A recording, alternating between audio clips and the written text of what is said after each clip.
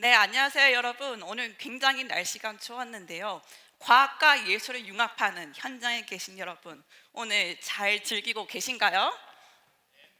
여러분, 과학과 예술이 융합하는 이 현장 잘 즐기고 계신가요? 네, 대답 감사합니다. 안녕하세요. 무대 위의 과학, 일상을 물들이다. 아트앤사이언스 대표 장혜리입니다.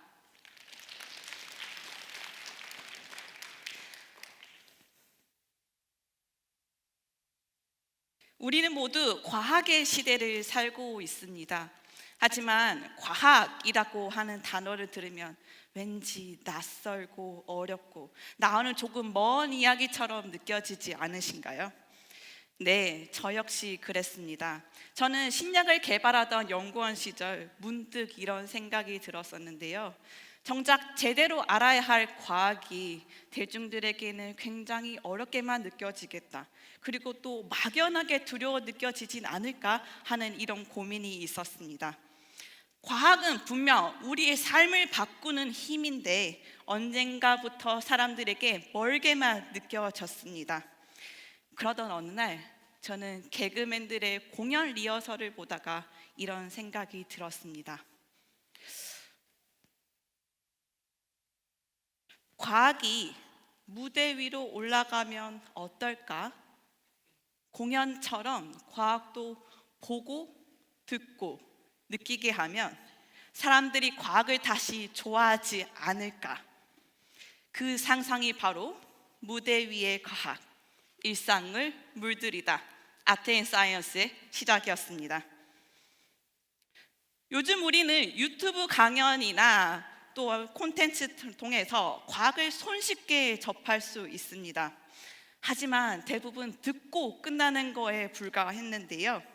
한국인의 74%가 과학문화 행사에 참여하고 싶다고 응답했지만 정작 그 행사, 참여할 수 있는 부분들은 절반에 미치지 못하였습니다.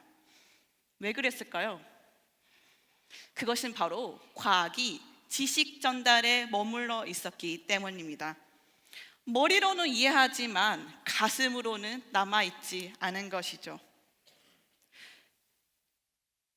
현재 AI, 로봇, 유전자 편집과 같이 기술은 하루가 다르게 발전하고 있습니다. 하지만 그 기술을 해석하고 이해하는 힘은 그 기술의 발전 속도와는 따르지 못하고 있는데요. 예를 들어 기후위기나 인공지능의 윤리 같은 문제들은 기술의 문제가 아니라 그 기술을 해석하고 어떻게 또 참여할 것인가, 우리가 함께 사용할 것인가에 대한 문화의 문제입니다. 이해가 뒤처질수록 불안과 불신은 더욱더 심화되고 사회에서의 분열과 갈등으로 이어지는 것이지요. 그래서 지금 우리에게 필요한 것은 바로 과학 문화의 성장입니다. 우리는 과학을 예술의 언어로 번역했습니다. 예술은 마음의 문을 열고 과학은 세상의 원리를 열게 합니다. 이 두 언어가 만날 때 지식은 감동이 되고 정보는 공감이 됩니다. 아트앤사이언스는 과학을 설명하지 않습니다.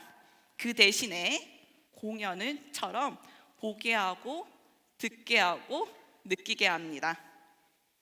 과학 이야기 더하기 예술은 감동이다 라는 새로운 공식을 만들어 과학을 지식에서 경험으로 그리고 기술에서 이야기로 바꾸었는데요. 그 결과 과학을 머리로 이해하는 것이 아니라 감정과 공감으로 이해하는 과학, 내가 연결된 과학, 내가 공감한 기술로 문화적 인식의 전환을 바꾸어 왔습니다.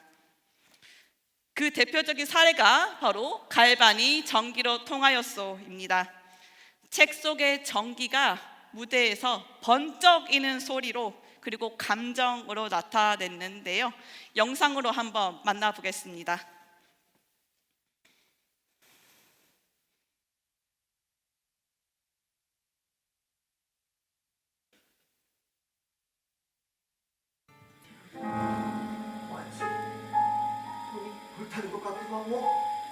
그래서 전기를 만들어낸다고 하였더만 역시 우리 영환이 돌리면 신비로운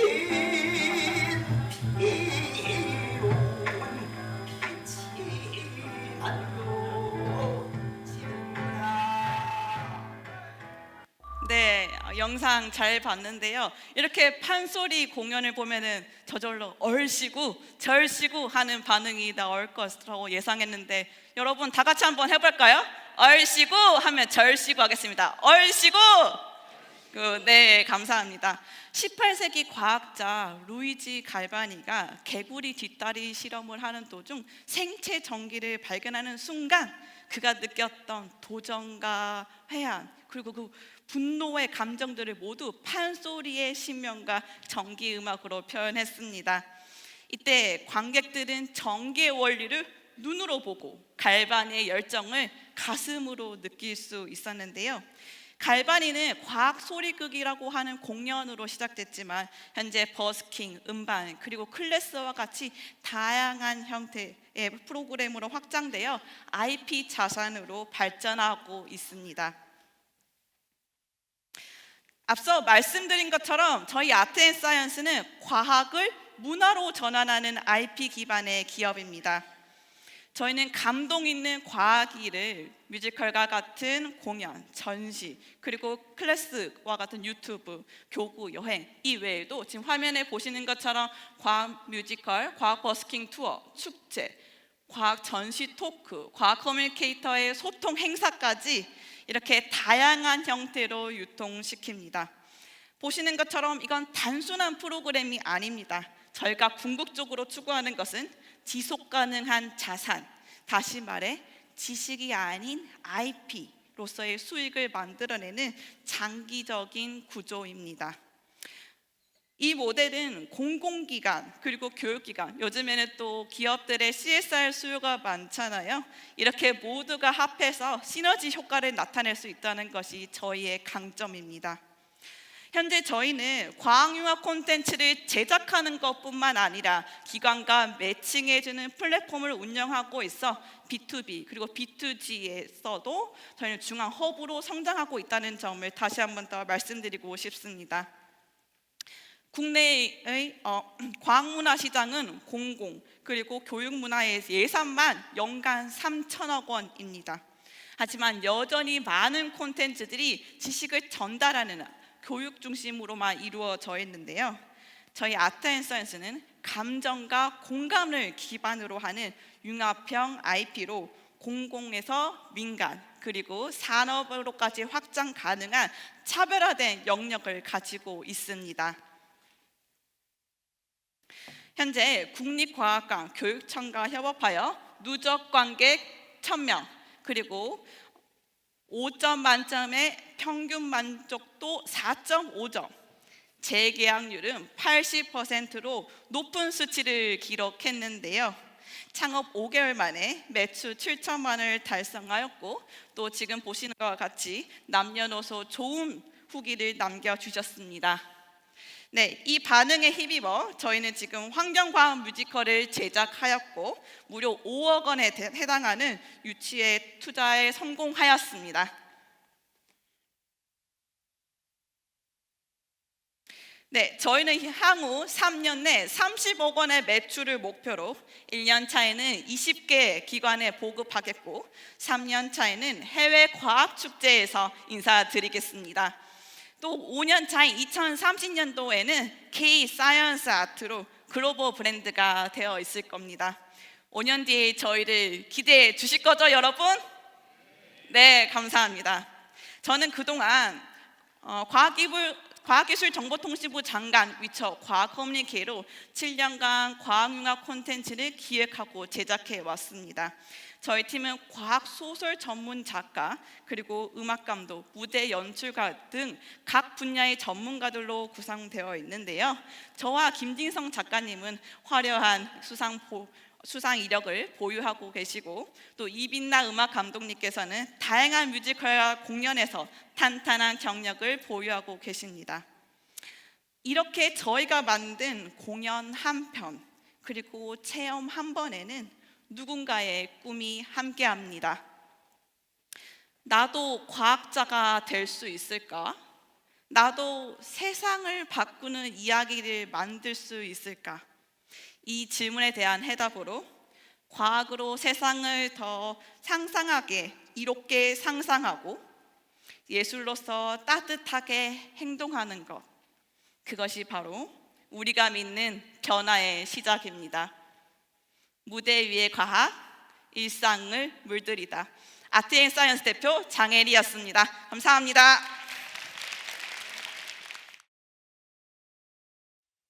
네, 안녕하세요. 아토스 AI의 김선영이라고 합니다. 혹시 여러분은 예술과 기술의 융합이라고 하면 어떤 게 가장 먼저 떠오르시나요?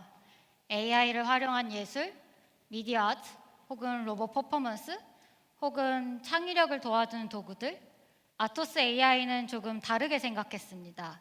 기술은 본질적으로 효율적이고 예술은 감각적, 경험적이고 그리고 창의적입니다. 그렇다면 기술은 예술이 예술의 본질에 집중할 수 있도록 도와줄 수 없을까?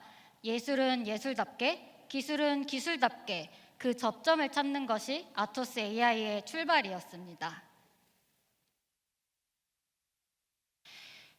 매년 예술가들과 예술기관들은 수천 개의 문화예술 프로젝트를 진행합니다. 하지만 문화예술 프로젝트가 어떻게 진행됐는지, 투자 대비 어떤 효과를 냈는지는 다음과 같은 정성적인 언어로 대부분 평가가 기록되고 남아 있습니다.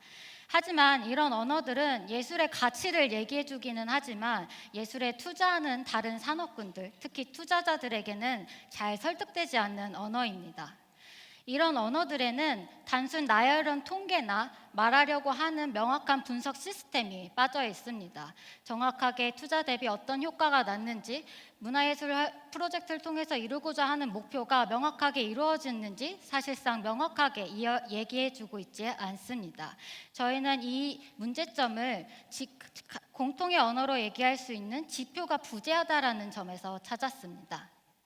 사실 문화예술 기관은 현재 우리나라는 문화예술이 많이 디벨롭된 상태에서 데이터는 많이 쌓이고 있습니다. 하지만 이 쌓여있는 데이터를 어떻게 같은 언어로 얘기를 해서 이 문화예술의 효과가 이렇게 나왔다고 설득할 수 있는지까지 지점이 가지 않고 있습니다.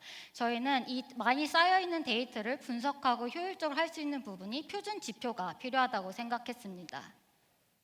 실제로 한국에서는 650기관이 넘는 문화예술 기관이 존재하고 매년 5,000개 이상의 문화예술 프로젝트가 진행되고 있습니다. 하지만 85%는 데이터를 쌓기만 하고 활용하지 않으며 활용률은 20%에 그칩니다. 저희는 이 활용률을 높여야 된다고 생각했고 이에 대한 문제점에 대한 공감으로 저희는 지난 6월 문화예술 산업 혁신 프로젝트에서 대상을 받은 솔루션인 아트인유로 사업화를 진행하고 있습니다. 문화예술 기관은 데이터가 쌓이고 있고 이 데이터를 활용하려고 하는 시스템과 툴이 부족하다라는 공감대에서 출발한 문제점은 문화예술 성과 자동 분석화 시스템이라고 하는 아티유를 탄생시켰습니다.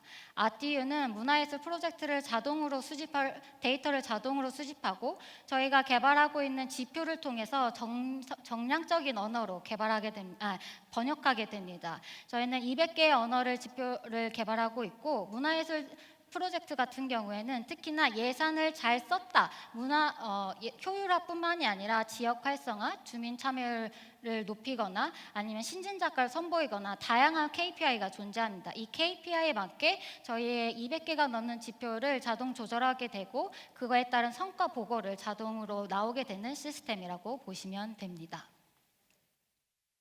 저희는 이런 저희는 문화예술 산업의 효율화를 이루어야 되겠다고 생각했고 이 소율화는 기술의 본질이 해결해 줄 수 있는 것이라고 생각을 하였습니다. 그래서 저희는 AI를 활용을 해서 데이터 분석으로 나아가게 되고 이런 시스템 전체는 대시보드 형태로 제공이 돼서 실시간으로 문화예술에 대한 성과 관리가 가능하도록 되어 있습니다.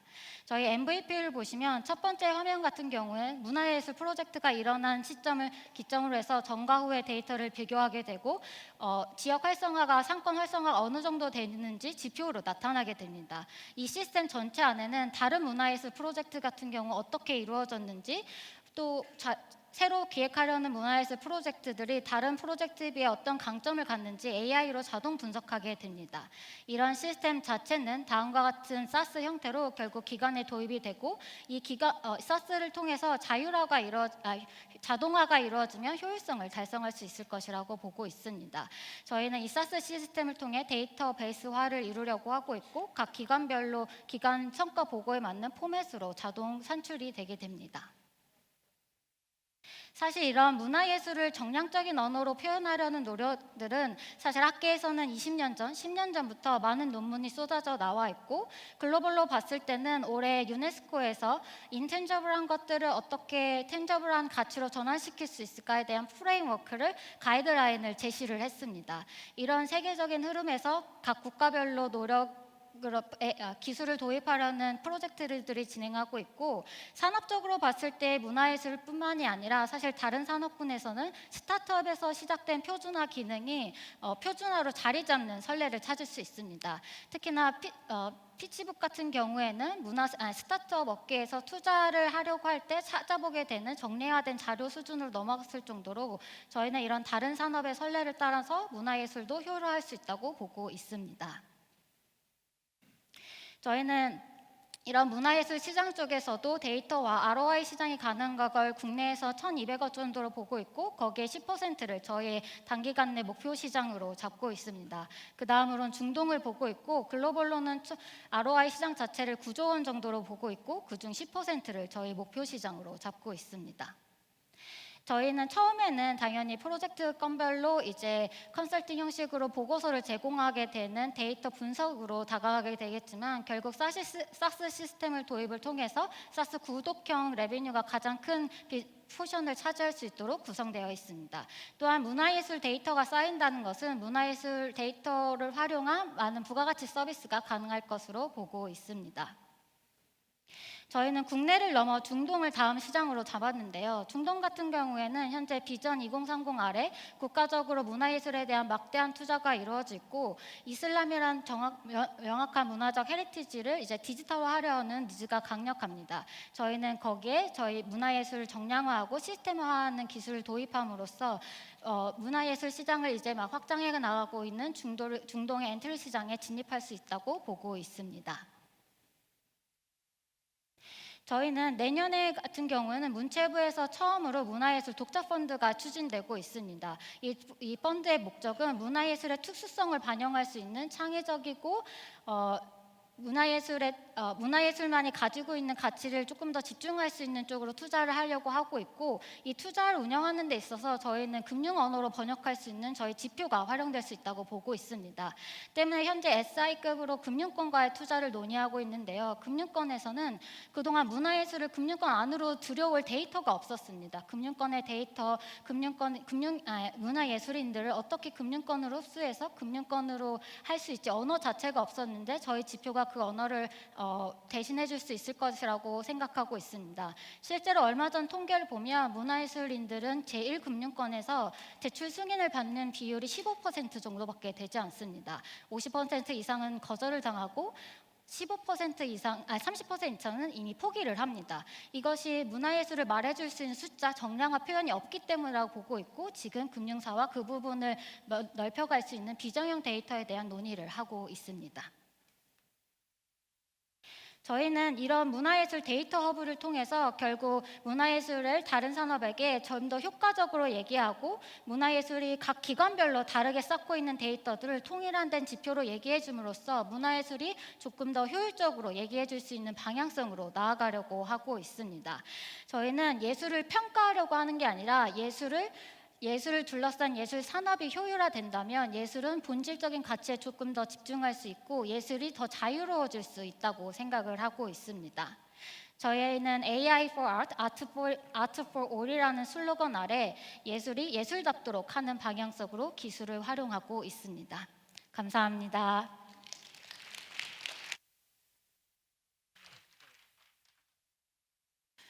안녕하세요. 아티스트 개발자 이소연입니다.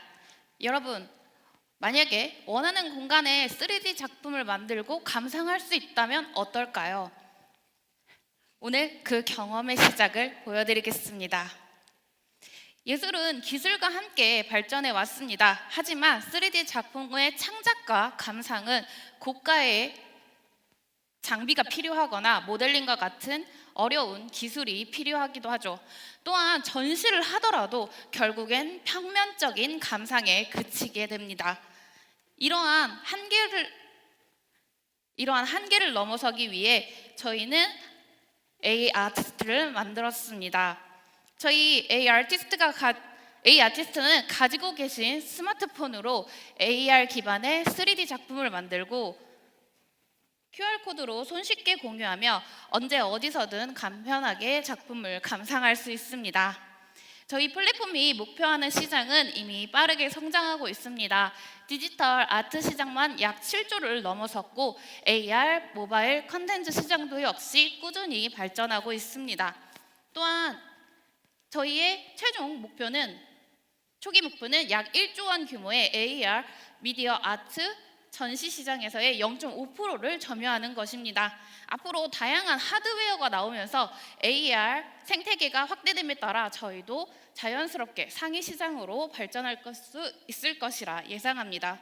현재 시장에는 다양한 3D 툴과 AR 서비스가 존재하지만 고가의 장비가 필요하거나 플레이 난이도가 높아 기본 사용자들은 자기의 만족스러운 창작품을 만들기 어렵습니다.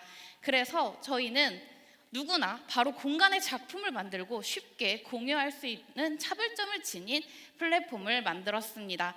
이런 차별점의 핵심에는 저희의 기술 구조가 있습니다. 모바일 AR에서 안정적으로 구동하도록 렌더링 시스템을 최적화하였고 커스텀 쉐이더와 실시간 조명을 통해 공간에 따라 달라지는 AR의 표현력을 구현하였습니다. 전체 구조는 다양한 환경에서 확장될 수 있도록 설계하였고 현재 1차 MVP가 구현된 상태입니다. A 아티스트는 사용자에 따라 다양한 가치를 제공합니다. 일반 사용자에게는 쉽고 재미있는 3D 창작을, 아티스트에게는 전시와 판매의 공간을, 브랜드에게는 새로운 AR 표현 방식을 제공하고자 합니다. 이 가치는 창작에서 감상, 수익으로 이어지며 저희는 이 흐름의 비즈니스 모델을 만들었습니다. 저희는 무료로 기본 사용 가능하지만 고급 브러쉬와 편의 기능은 프리미엄 서비스로 제공하고 있습니다. 또한 갤러리에서 작품과 감상권을 판매하여 수수료를 기반으로 또 다른 수익 구조도 갖추고 있습니다. 추후 교육기관과 기업을 대상으로 B2B 라이센스와 AR 솔루션도 제공하고자 합니다. 저희의 메인 비즈니스 모델인 프리미엄 서비스는 특수 브러쉬와 창작 보조 기능, QR 공유 기능, 작품 판매 권한을 제공하며 누구나 가볍게 시작할 수 있지만 창작이 이어질수록 프리미엄이 필요한 구조가 됩니다. 프리미엄 기능 외에도 갤러리를 통해 추가 수익 구조를 마련하고 있는데요. 갤러리에서 작품과 감상권 판매를 지원하면 판매마다 수수료 기반의 매출을 확보할 수 있습니다. 이후 NFT 민팅 수수료와 AR 장면 기반 인쇄, 굿즈 제작까지 확장하여 작가의 수익과 작품의 활용 범위를 확대할 예정입니다. 저희 플랫폼은 다음과 같은 로드맵을 갖고 있습니다. 올해까지 iOS 버전과 브러쉬 개발을 마무리하고 내년 상반기에 베타 버전을 출시할 예정입니다. 이후 하반기에 갤러리와 작가 수익화 기능을 강화하고 2027년에는 AI 기능과 다국어 지원, 실시간 멀티 협업 기능을 통해 AR 창작 경험의 완성도를 높일 예정입니다. 이 로드맵을 완성하기 위해 저희는 핵심 기술 고도화와 AI 기능 개발에 우선 투자하고 글로벌 확장을 위한 마케팅, 콘텐츠, 파트너십도 함께 투자할 계획입니다. 저희가 향후 강화할 핵심 기능으로는 AI 창작 보조 기능과 완성도 높은 AR 갤러리 플랫폼, AR 글래스 등의 새로운 하드웨어로의 확장입니다. 이제 영상과 함께 A 아티스트의 1차 MVP 기능을 보여드리겠습니다. 개발 중에 촬영한 영상이라 UX, UI가 미흡한 점 양해 부탁드립니다.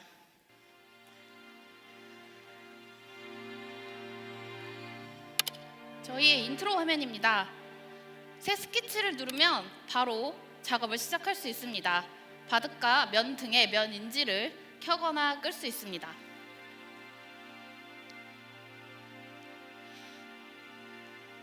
면 인지가 켜지면 바닥과 벽에 자유로운 3D 드로잉이 가능합니다. 지금 벽면에 붙어져서 그림이 그려지게 되고, 면 인지를 끄게 되면 공간에 자유롭게 드로잉을 할 수 있습니다.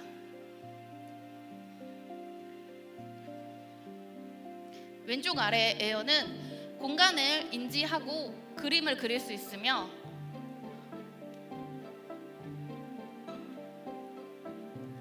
오토는 면과 공간을 모두 활용하여 드로잉이 가능합니다. 현재 입체적인 드로잉을 지속해서 하고 있습니다.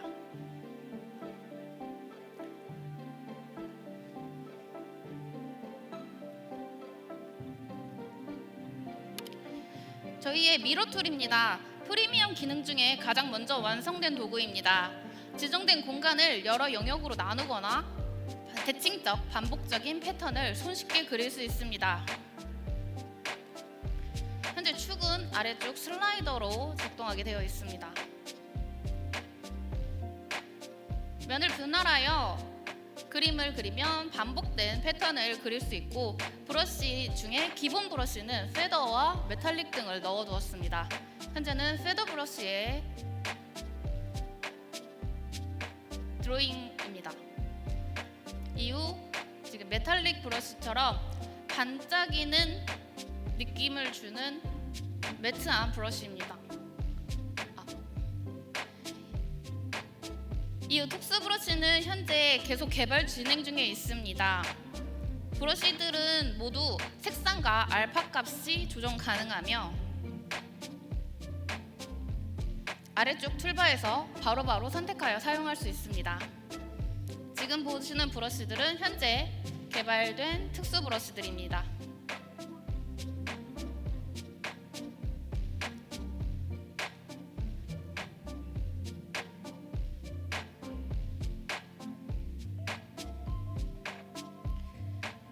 저장은 아래쪽 툴바에서 할 수 있으며 나가기 직전에 진행할 수 있습니다. 저장된 파일은 갤러리에 보관되며 저장 당시에 사진이 썸네일로 기록됩니다. 저장해둔 작품은 다시 원하는 공간에 불러와 감상하실 수 있습니다.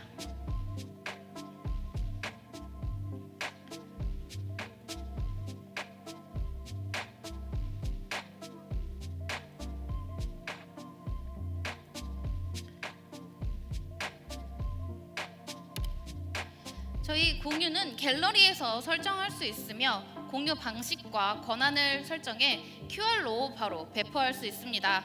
QR을 스캔하거나 불러오기를 통해 작품을 또한 감상할 수 있습니다. 감상 전용으로 배포된 공유된 작품은 그리기나 저장 기능이 제한됩니다.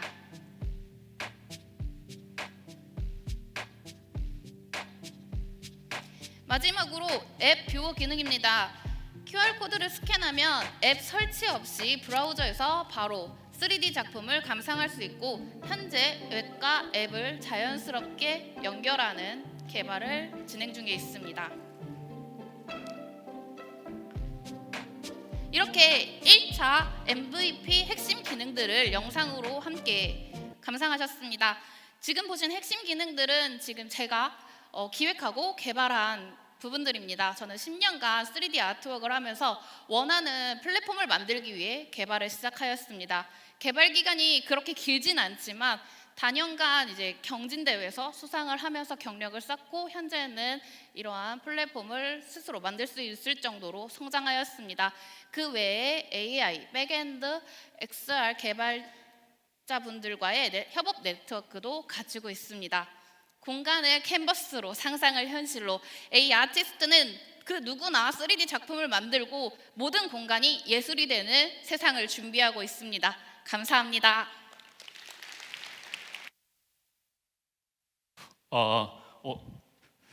안녕하십니까 여러분. 크리에이티브 디자인, 젠 AI, 뮤직, AI 테크를 하고 있는 플랜뮤직의 대표 박남용이라고 합니다. 먼저 여러분들한테 한번 질문 드리고 싶은 부분들이 있는데요. 혹시 여기 AI를 돈 내고 구독해서 쓰시는 분들 얼마나 계실까요? 이곳 AI 현장에는 얼마나 많은 분들이 쓰고 계시는지 궁금한데요. 몇 번 손 들어주시는데 왜 여쭤봤냐면 이번에 오픈 AI가 한국에 이제 지사를 낸다고 하게 얘기를 들었습니다. 그만큼 이제 대생성형 AI 시대가 열리고 있는데요. 이러한 450달러의 현재 규모는 향후 2030년까지 2천억 달러 규모의 약 300조 원 시장의 규모로 성장할 예정입니다. 이렇게 많은 사람들이 생성형 AI를 통해서 무언가를 만들어내고 이미지, 영상, 그리고 나아가서 더욱 많은 크리에이티브한 무언가를 만들어내고 있는 게 이런 기술과 아트의 융합이라고 생각을 하고 있습니다. 저희 기업은 젠 뮤직 AI를 하고 있습니다. 음악을 AI로 만드는 기업입니다. 이 시장 역시 현재 4억 달러 규모로 형성되어 있으며 향후 2030년까지 연평균 30.5%의 성장률을 바탕으로 28억 달러까지 성장할 아주 엄청나게 커갈 시장입니다. 이렇게 지금 이 규모에서의 음악 시장은 수노와 우디오와 같은 글로벌 대기업들이 리드를 하고 있습니다. 이들이 만들어가고 있는 이 음악 AI 시장에서는 이미 다양한 콘텐츠들이 쏟아져 나오고 있고 그것을 바탕으로 수익화를 하고 있고 또 수익화된 내용들을 바탕으로 많은 사람들이 이 씬에 들어오고 있습니다. 기업들도 자기네들의 로고송들을 직접 AI를 통해서 만들기도 하고 일반 대중들도 평상시 못다 이뤘던 꿈들을 이젠 AI로 표현하면서 곡을 만들고 있습니다.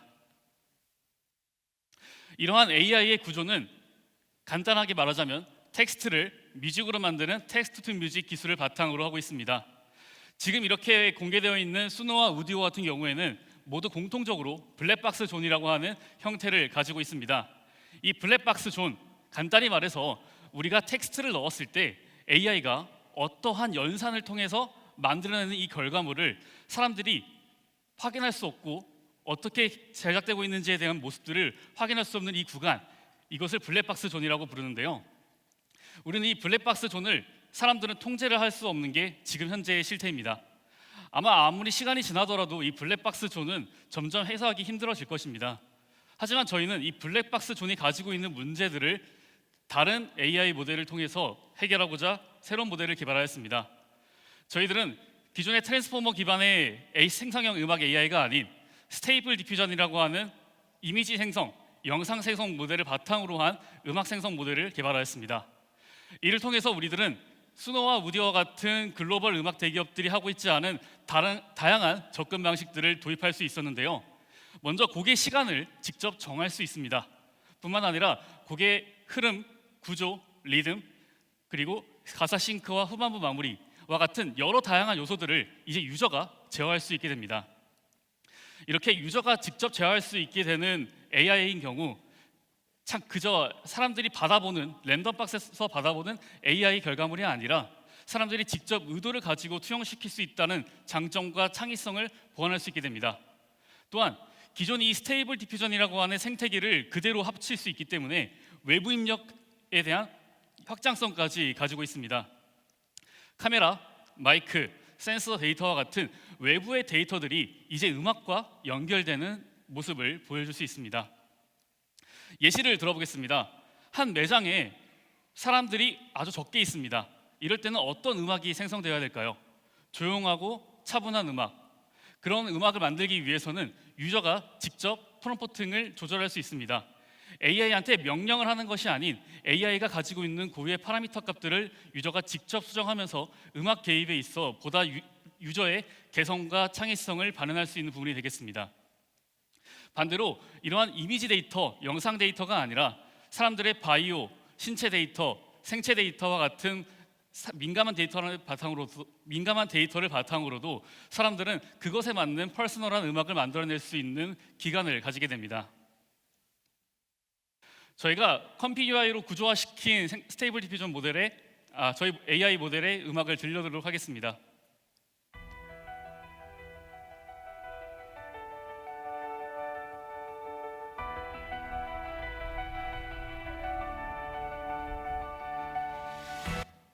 자, 이렇게 만들어진 곡은 수노나 우디오가 아니라 저희가 직접 자체적으로 개발한 모델에서 뽑아낼 수 있는 데이터 결과물이었는데요. 근데 이렇게 만들어낸 음악 결과물 또 어떻게 활용할 수 있을까요? 저희는 여기서 한 단계 더 나아가 악보까지 넘어가겠습니다. 모든 사람들이 절대 음감일 수는 없습니다.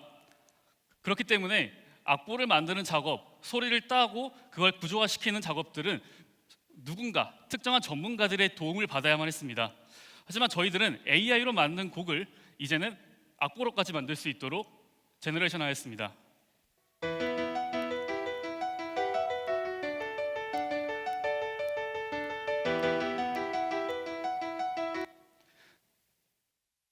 네, 이렇게 양손 악보로도 뽑을 수 있고 키 라인을 잡아서 멜로디 라인으로도 뽑을 수 있습니다. 이제 악보를 몰라서 만들지 못했던 사람들, 공부의 학습량 시간과 그 노력들을 현저하게 줄여줄 것입니다. 또한 기존의 악보를 사보체보하고 있던 사람들의 노력과 수고 역시 이젠 AI가 그들의 수고를 덜어줄 것입니다. 그러기에 저희들은 이러한 기술력들을 바탕으로 글로벌 AI 음악 생태계에 도전을 하고자 합니다. 저희가 진출하고자 하는 초기 시장은 이곳 한국을 거점으로 한 동아시아 시장입니다. 동아시아 시장에서의 일본과 중국을 비롯한 신생 성장 국가들을 바탕으로 저희들은 글로벌한 서비스를 런칭해 동아시아에서의 입지를 다진 뒤 더 나아가서 글로벌 유럽과 미국과 같은 본토 국가까지도 저희는 서비스를 런칭하여 사람들의 반응을 이끌어내고자 합니다. 저희들은 수노와 우디오와 비슷한 구동 모델을 가지지만 그들이 가지지 못한 차이점들을 가지고 있습니다. 외부 노드와 연결하여서 그들의 데이터를 가져와서 음악을 만들 수 있다는 이런 환경, 그리고 곡에서 끝나지 않고 수정 편집 가능한 디지털 악보 형태로 사람들에게 제공해 줄 수 있다는 이런 차별점을 바탕으로 유저가 그저 음악을 받고 소비하는 주체가 아니라 음악을 듣고 맛보고 즐기면서 사람들이 얼마나 다양하게 창작할 수 있는지 사람에 대한 개성을 드러낼 수 있는 AI로서 자리를 잡고자 합니다.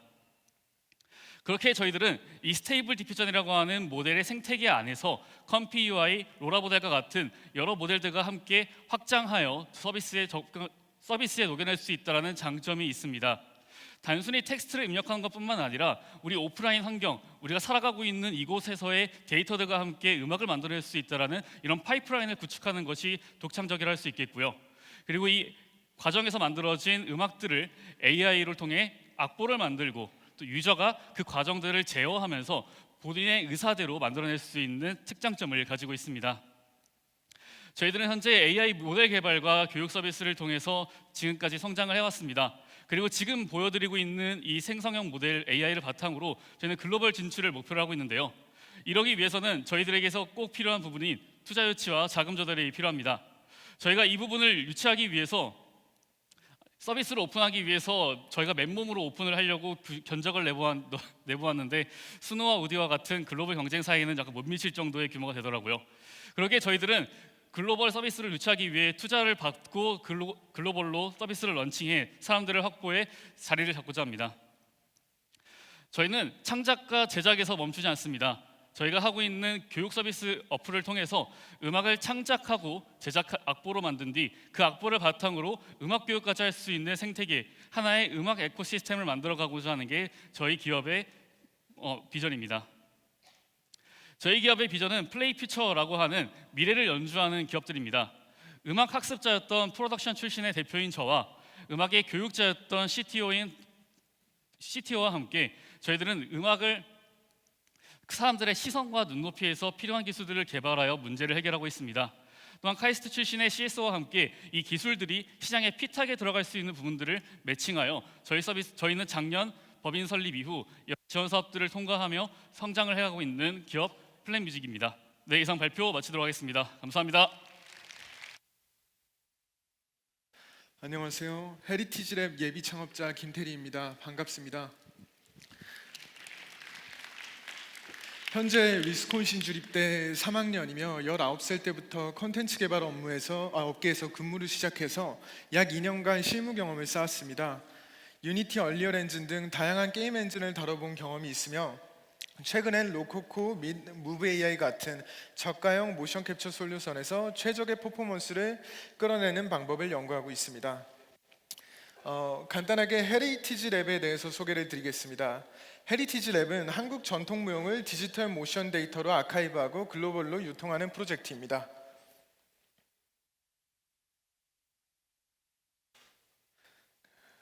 전통 무용은 한국에서 빠르게 사라지고 있는 무형유산입니다. 그리고 기록 방식은 70년 전과 다르지 않게 여전히 영상에 머물러 있습니다. 섬세한 전통 무용의 디테일을 기록하기에 영상은 한계가 분명합니다.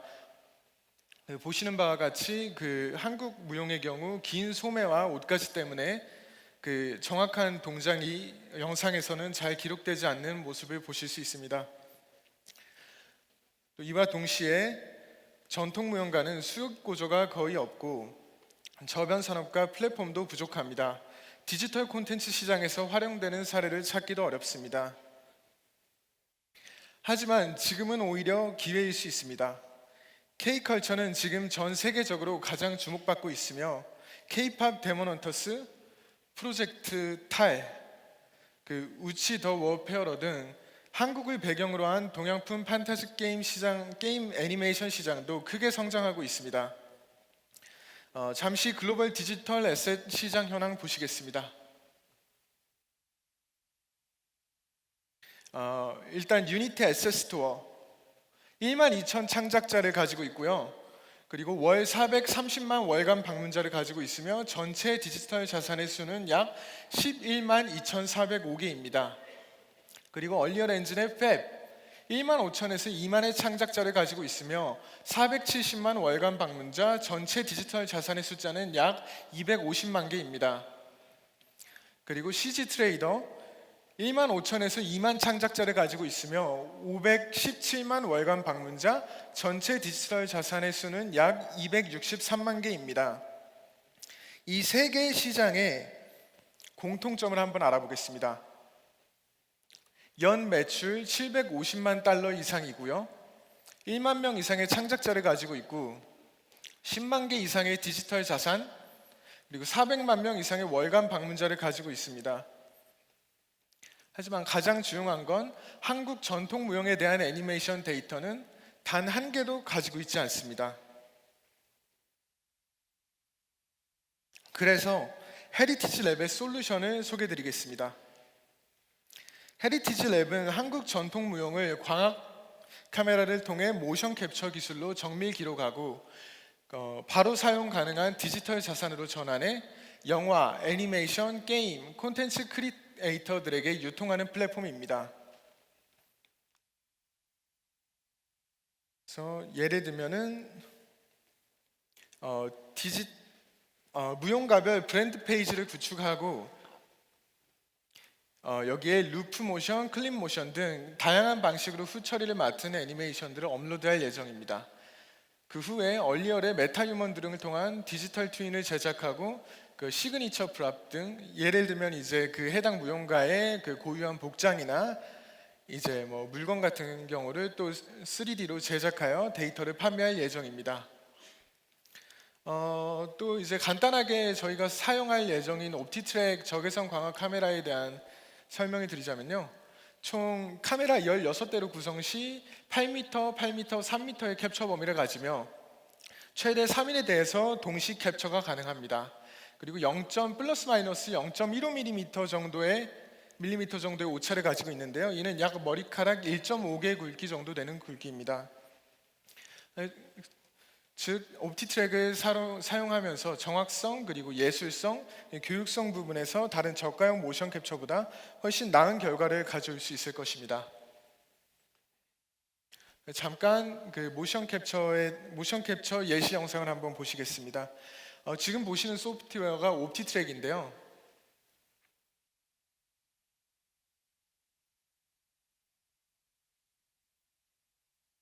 보시는 것과 같이 엄청난 정확성을 가지고 있죠. 여기서 넘어가서 이제 옵티트랙으로 촬영된 애니메이션의 활용 예시도 함께 보시겠습니다. 배틀그라운드에서 이제 이모션 같은 경우 이렇게 직접 옵티트랙을 사용해가지고 캡처해서 만들었더라고요.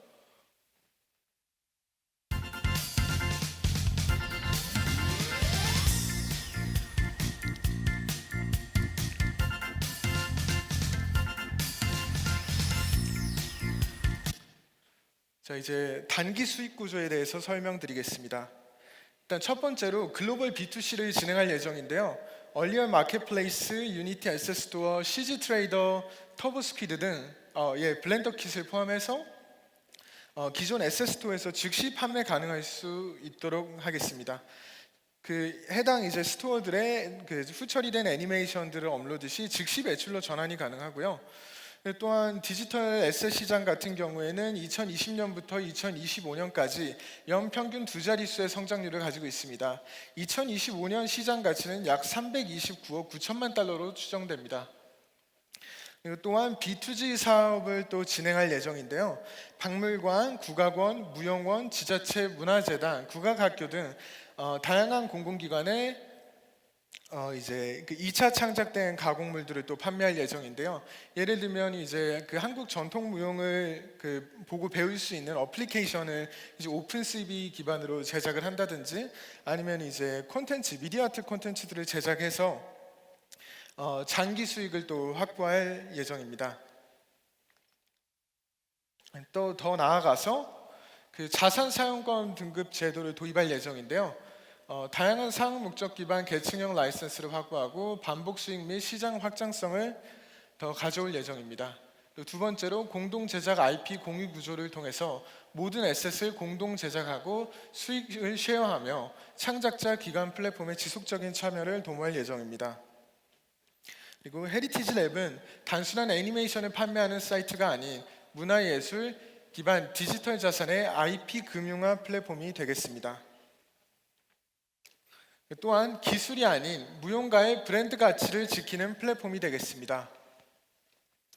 저희는 그 무용가들에게 그 애니메이션 촬영부터 제작까지 모든 비용을 받지 않을 예정이고요. 애니메이션 판매 수익을 무용가에게 정률로 배분할 예정입니다. 또한 그 무용가들 개개인의 브랜드를 구축할 예정입니다. 작품과 무용가를 기반으로 한 UX 설계를 통해 한국 무용 애니메이션이 아닌 무용가의 애니메이션을 구매할 수 있도록 하겠습니다. 또한 무형 유산을 디지털 아카이브해 무용가들의 움직임을 디지털 연구자산으로 만들어 문화유산을 보존하며 유통을 통해 무형 유산의 글로벌 IP를 확산시키겠습니다. 2025년에는 한국 전통 무용으로 시작을 하겠지만 26년에는 일본, 27년에는 인도와 태국, 그리고 28년에는 중동, 그리고 전 세계의 전통 무용을 아카이빙하는 그런 디지털 아카이브가 될 예정입니다. 예, 발표를 마치도록 하겠습니다. 감사합니다. 예, 안녕하세요.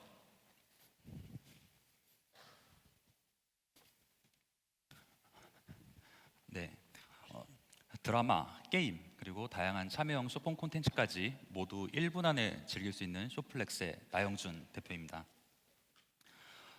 짧아야 본다. 사실 불과 한 3년 정도 전만 하더라도 이 쇼폼 콘텐츠에 대한 대중들의 인지도는 비교적 낮은 편이었는데요. 근데 사실 요즘 주변에서 뭐 유튜브 쇼츠나 인스타 릴스를 안 보는 사람은 거의 없을 정도로 사실 쇼폼 콘텐츠에 굉장히 익숙한 상태인데요. 드라마도 사실 예외는 아닙니다. 아마 여기 계신 분들도 이전에 어떤 재밌어 보이는 드라마를 발견했을 때 이제 풀 버전을 보러 가기보다는 뭐 유튜브에 짧게 요약된 리뷰 영상을 보는 걸로 대체했던 경험이 다들 있으실 겁니다. 이처럼 짧고 빠르게 드라마를 즐기기 위한 니즈가 커지면서 새롭게 등장한 포맷의 콘텐츠가 있는데요. 바로 쇼폼 드라마입니다.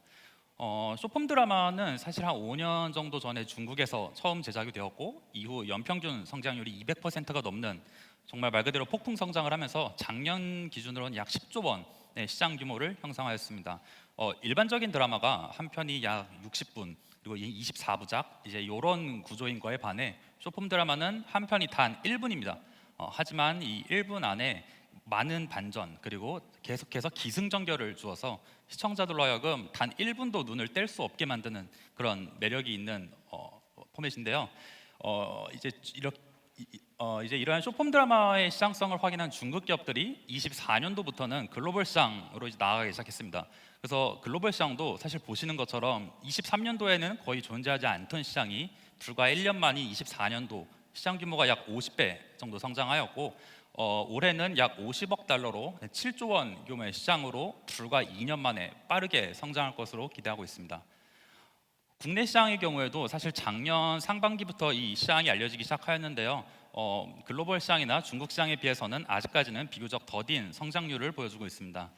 사실 국내 시장의 경우 이제 알려진 지 얼마 안 되다 보니까 여러 가지 원인들이 있지만 가장 중요한 점은 사실 아직은 쇼폼 드라마에 대한 국내 제작사들의 인지도가 그렇게 높지 않다는 점에 있는데요. 그래서 쇼폼 드라마는 사실 뭐 영상미나 뭐 작품성, 개연성 이런 것보다 그냥 재밌으면 됩니다. 순수 재미를 추구하는 컨텐츠인데 아직까지는 기존의 드라마 제작 방식으로 만들어지다 보니 이제 쇼폼 드라마가 국내에서는 아직까지 그렇게 큰 인기를 끌지 못하고 되려 중국 쇼폼 드라마가 국내에서 더 인기가 있는 상황인데요. 현재 이 산업 전반적으로 사실 직면하고 있는 가장 큰 문제는 바로 굉장히 낮은 사용자 리텐션입니다.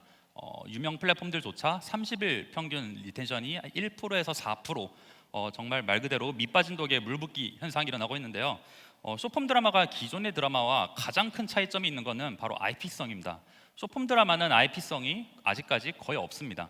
그렇다 보니 저희가 뭐 오징어 게임을 보려면 넷플릭스를 가야 하지만 쇼폼 드라마는 그런 IP성이 없다 보니 특정 플랫폼에 사용자가 머물러야 할 니즈가 없습니다.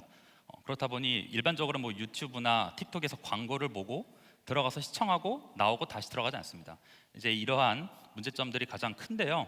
그래서 저희 쇼플렉스 같은 경우는 사실 쇼폼 드라마를 일방향적으로 서비스하는 것뿐만 아니라 이제 사용자들이 짧고 빠르게 즐길 수 있는 다양한 쇼폼 게임, 이러한 게임을 통해서 즉각적으로 실물 경품도 획득할 수 있고 그리고 다양한 AI 기술을 활용한 참여형 콘텐츠를 통해 더욱 효과적으로 사용자들에게 재미를 주고 저희 플랫폼에 락인시키는 효과를 주고 있습니다. 저희 쇼플렉스는 이제 압도적인 콘텐츠 수급력과 이제 저희만의 독자적인 게이미피케이션을 통한 사용자 락인 효과를 주고 있는데요.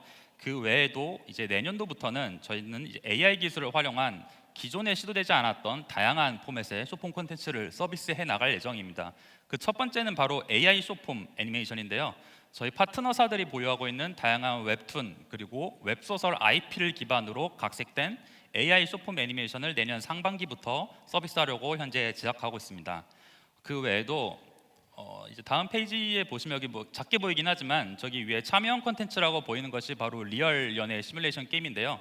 실제 배우로 촬영을 하고 해당 배우의 음성을 복제하고 그리고 사용자의 음성 인식 기술을 도입해서 이제 잘생기고 이쁜 배우와 실제로 대화하면서 놀 수 있는 그런 실감형 참여형 콘텐츠도 내년 상반기 내로 서비스하려고 현재 제작 중에 있습니다. 이처럼 저희는 기존에 시도되지 않았던 더욱더 다양한 포맷의 쇼폼 콘텐츠 시장을 개척해 나가고자 합니다. 저희의 비즈니스 모델은 이제 현재 단계에서는 크게 두 가지가 있습니다. 일반적으로 쇼폼 콘텐츠를 시청하기 위한 회차별 결제 그리고 정기 구독 이렇게 두 가지가 있는데요.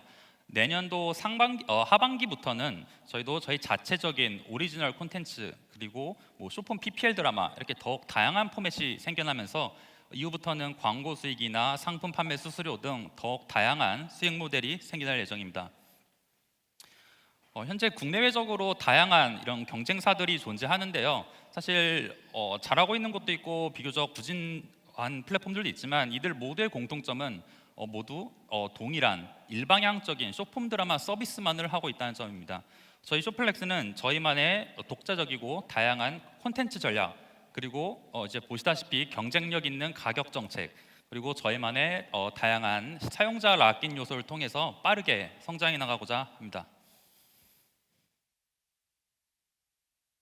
저희의 시장 전략은 아직은 국내 시장이 다소 성숙하지 못하고 아직은 시장이 좀 작다 보니 내년도 상반기까지는 저희의 수급력을 바탕으로 다양한 S급의 중국 쇼폼 드라마 그리고 저희만의 오리지널 쇼폼 게임 그리고 참여형 콘텐츠를 기반으로 빠르게 스케일업할 예정이고요. 내년도 하반기부터는 이제 저희만의 K 오리지널 쇼폼 드라마, 뭐 쇼폼 애니메이션, AI 콘텐츠 등 더욱 다양한 포맷의 서비스를 해 나가면서 궁극적으로는 글로벌 시장에 진출하고자 합니다. 시장 규모인데요. 이제 보시다시피 사실 이 시장 자체가 생겨난 지 한 5년 정도밖에 되지 않았습니다. 하지만 벌써 약 12조 원의 시장 규모를 달성하였고요. 이제 올해 같은 경우는 이제 업계 예측이긴 하지만 중국 시장 한 13조 그리고 글로벌 시장 7조 해서 약 20조 원의 시장 규모를 달성할 것으로 예상을 하고 있고요. 개인적으로는 2030년 정도가 되기 전까지 40조 원의 시장 규모를 금방 돌파할 것으로 예상하고 있습니다. 저희 쇼플렉스는 이제 쇼플렉스 앱을 올해 2월 달에 MVP로 런칭을 하였고요. 당시 이제 소액의 테스트 마케팅을 통해서 약 4%의 결제율 그리고 2만 원의 인당 평균 결제 금액을 달성을 하였는데요. 이후에 앱을 좀 더 고도화시켜서 올해 10월 달, 즉 지난달에 앱을 베타 버전으로 업데이트를 하였고요. 이제 본격적인 사업화를 준비하고 있습니다. 이를 통해서 내년에는 빠르게 10억 그리고 내년에는 내후년에는 약 126억 원의 매출 달성을 목표하고 있고요. 저희는 이제 콘텐츠 수급에 비용이 크게 들지 않는다는 강점이 있어서 한 내년 3분기 정도에 빠른 BEP를 달성할 수 있을 것으로 예상하고 있습니다. 현재 저희 팀은 대표인 저를 포함해서 총 4명이서 근무를 하고 있는데요. 이제 특이한 점은 제가 사실 이전에 한번 창업한 적이 있습니다. 이제 꾼스라는 게임 회사를 창업했었는데 그때 당시 모두 함께 근무했던 개발자 분들이시고요.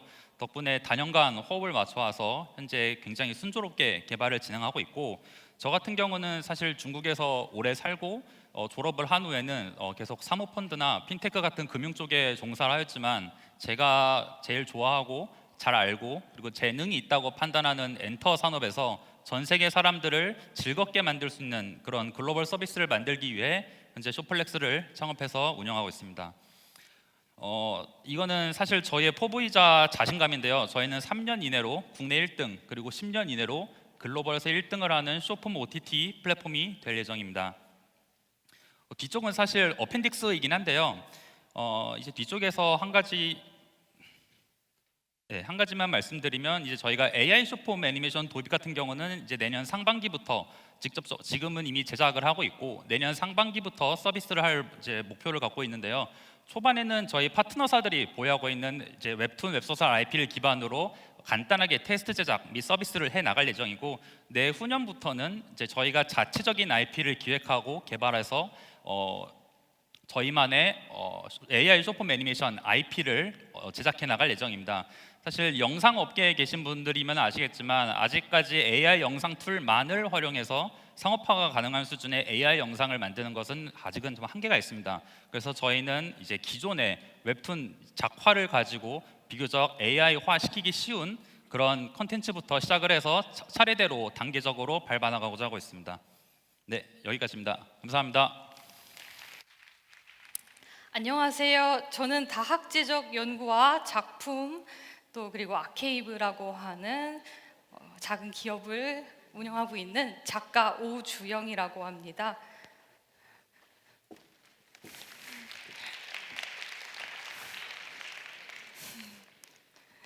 저의 작품은 전시장과 생태 현장을 아우르며 AI, 생명, 그리고 기억의 복원이라는 이러한 세 축에서 이 기술의 윤리와 인간의 존엄에 대한 질문을 작품으로 이야기해 왔습니다. 특히 저는 2017년부터 액트 R이라고 하는 1970년대 굉장히 오래된 잊혀진 기술을 그 당시의 뉴럴 네트워크였던 욜로 다크넷과 연결해서 이런 식으로 인공지능으로 작품을 보는 것에 대한 이야기를 시작합니다. 근데 모순적이게도 작품의 텍스트는 이해하더라도 작가의 감상 그리고 관객이 느끼는 그 여러 가지 상호작용에는 실패하는 과정을 전시하면서 그 모순에 대한 이야기, 또 기술이 인간을 대체하려는 것에 대한 어떤 위기를 다루었습니다. 공교롭게도 2017년도에 제 작품이 AI가 작동하지 않는 것에 대한 모순을 보여줬다면 2025년도는 AI가 웬만한 감정을 인간만큼 묘사합니다. 이 뒤에 보이시는 데이터는 제가 실제로 이번 해 5월에 서울 사진시립미술관의 개관전에 초청된 작가로서 2,000점의 사진가들의 작품을 직접 로우 데이터로 가져올 수 있는 기회를 얻게 되었는데요.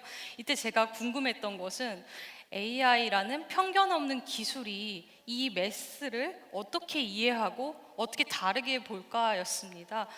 지금 보시는 이 네트워크는 KNN과 유맵으로 분석했는데 단 이때 이름 그리고 작가의 유명세, 얼마나 플랫폼에 그 작품이 많은지는 전혀 상관을 하지 않고 분석을 했더니 놀라운 일이 발견됩니다. 첫 번째로는 기술이 인간보다 더 많은 것을 바라볼 수 있다는 것이었는데요. 여기 보이시는 이 한 장과 그 다음 한 장이 그 예시입니다. 사진계에서는 구본창 작가님을 한 번쯤 들어보셨을 수도 있는데요. 이 두 사진을 AI는 가장 유사한 군집 중 하나라고 묘사를 합니다.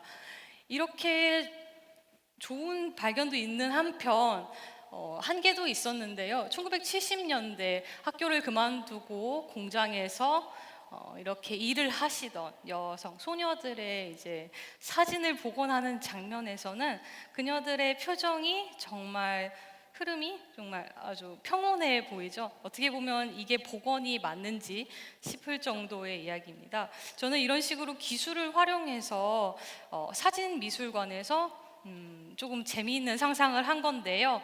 AI 복원사가 앞으로 미래에는 사진의 이미지뿐 아니라 그 아우라를 재생산해서 그 사진을 찍었던 그 순간의 감정, 느낌, 심지어는 내러티브까지 복원하게 될 수도 있다라고 하는 조금 상상을 해봤습니다. 근데 여기서도 데이터 편향적인 문제가 항상 있습니다.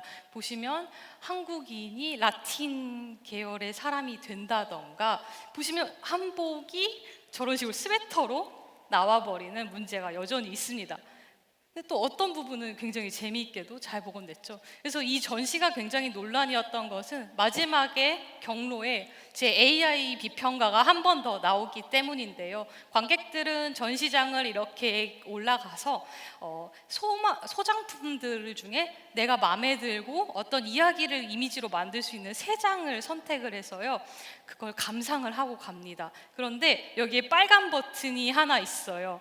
이 빨간 버튼을 누를지 말지는 관객의 선택인데, 이 버튼은 뭐냐 하면 이제 완벽하게 비평가의 언어와 그 이미지를 해석하는 예술 언어를 학습한 AI가 우리보다 더 유려하고 얄밉게 작품을 감상하고 있는 장면입니다. 이번 달에 작곡하신 박용숙 작가님의 작품인데요. 보시면은 저는 그냥 외로워 보인다 뭐 이렇게 생각해도 AI는 굉장히 유려하게 뭔가를 얘기하는 것 같죠. 실제로 관객들이 여기를 보면서 그런 생각을 하셨어요. 아, 이게 맞나 보다. 근데 이 맞나 보다라는 것이 사실은 굉장히 위험하다는 것을 작품으로 얘기하고 있습니다. 이전까지의 작업이 AI의 픽셀 단위로 해체하는 작업이었다면 지금 보이시는 이 캐스트렐 드론은 황조롱이 드론이라고 하는 굉장히 발산형 작품인데요. 여기 보이시는 것과 같이 웬 새가 날개짓을 하는 그런 장면을 이제 보시게 될 겁니다. 이 드론은 날지 않습니다. 이 드론은 새들과 소통하기 위해 날개짓을 하는 드론이에요. 그래서 제가 실제로 기술을 어떻게 하면 인간 중심적인 이 사회에서 기후위기, 코로나 우리가 다 겪었는데 왜 기술의 혜택자는 항상 인간일까? 혹시 우리가 새들을 위해서 기술을 쓸 수는 없을까라고 해서 만든 것이 이제 황조롱이 드론인데요. 왜 황조롱이냐면 유일하게 맹금류 중에 도시에 적응해서 개체수가 늘어난 종이 맹금류 중에는 황조롱이밖에 없습니다. 다 절멸 위기이고요. 그래서 이 친구가 이제 우리의 어떤 사주받은 로봇이 돼서 미래의 어떤 도시 환경에서 새들한테 멸종되지 않게 이것 좀 조심해 하면서 경고음을 내뱉는다. 뭐 이런 작가적 상상인데요. 실제로 근거는 좀 많이 넣어놨습니다. 황조롱이의 실제 날개 사이즈 그리고 또 날개의 무게라든지 그 작동의 방식은 굉장히 키네시스틱 에틱적으로 만들었는데 그렇게 한 이유는 간단합니다. 새들이 유일하게 언어로 소통할 수 있는 게 경고음과 그 다음에 날개짓의 모션인데요. 특히 맹금류가 모든 새 생태계에서 굉장히 큰 메시지를 줍니다. 날개 동작만으로도 이 부분에는 접근하면 안 된다라는 그런 메시지를 받기 때문이죠. 그리고 이 작업은 2021년 현대자동차 오픈 이노베이션 플랫폼 제로원에서 처음 제안이 됐는데요. 현대차는 지금 얼반 에어 모빌리티, 즉 드론 택시를 만들고 있는 회사입니다. 거기서 제가 제안했던 것은 최초의 조류 충돌이 비행의 시작이었던 것처럼 최초의 드론 택시도 반드시 이 저고도 비행에서 새들의 충돌과 와일드 스트라이크까지 이어지는 생태계의 충돌을 막을 수 없을 것이다. 그러면 우리는 어떻게 공존할 것인가? 그리고 어떻게 화해할 수 있을까? 그리고 어떻게 기술의 혜택자로 새들을 그 무대 위에 오를 수 있을까에 대한 이야기를 한 겁니다. 여기 보이시는 작업은 실제로 2년 정도 이제 조류보호센터 같은 데를 막 이렇게 다녔어요. 근데 새들을 보호하는 상황이 열악하더라고요. 새들이 대부분 냄새가 나고 시끄러워서 조류보호센터가 굉장히 민원을 받고 축소되고 있는 상황이었고 그 와중에 황조롱이들은 막 100마리씩 오고 있습니다. 이게 너무 많아져서요. 도시를 좋아하는 새라서 그러다 보니까 이제 이 새들이 덕캔넬 그러니까 강아지를 보호하는 이 가방 안에서 몇 달이고 날개짓도 제대로 배우지 못하는 것 같아서 을숙도에서 부산 현대미술관 프로젝트를 얻었을 때 제가 제일 먼저 한 게 우리가 이 얘기를 한번 해보면 좋지 않을까. 작가가 집을 지어줄 수는 없어도 이야기를 시작할 수는 있겠다라고 해서 이제 을숙도를 탐험하기 시작하는데요. 여기 보이시는 맨 오른쪽에 있는 이 모래 사하구가 을숙도의 동아시아 최대 쇠제비 갈매기 도래지예요. 얘네들이 절멸하는 이유는 한 가지인데요. 알을 그냥 모래에 놨습니다. 그런데 모래가 댐 때문에 개발 때문에 사라지고 있어요.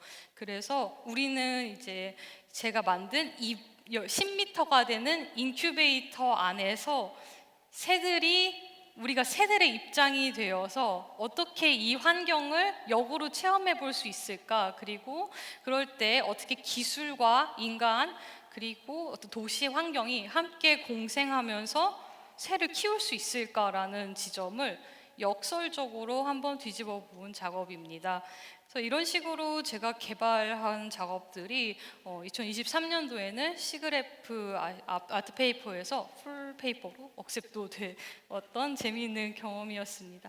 네, 그래서 어떻게 보면 작가는 굉장히 쓸모없는 예술을 만든다고도 할 수 있지만 이런 가볍지 않은 생각들, 연구들이 모여서 기업의 아이디어가 되고 산업예술의 새로운 기회가 되기도 한다고 저는 믿고 있습니다. 네, 여기까지 저의 유주키움센터 황조롱이 드론 그리고 AI 보건사 작품 이야기였습니다. 들어주셔서 감사합니다.